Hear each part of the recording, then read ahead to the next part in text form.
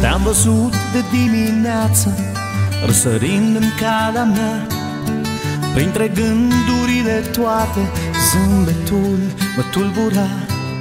Și ai apărut acolo ca o carte ce se deschidea.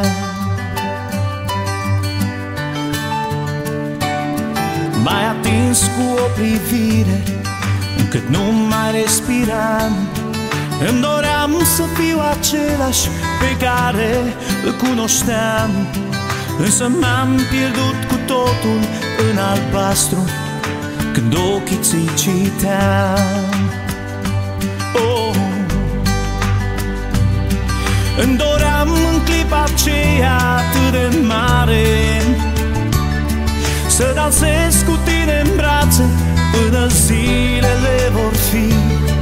Tu să auzi cum inima îmi bate tare, iar eu să-ți spun ce-ai vrea să știi. Ai să știi, noaptea când e lună plină, de ce-ți pare zi senină. Ai să știi și ai să știi de ce vii în lumea mea ca un val spre nisipul ce ardeam. Ai să știi, ai să știi. Pașii mei se întâlniră cu ai tăi pe strada mea. Te-am îmbrățișat cu ochii și cu trupul ce plângea.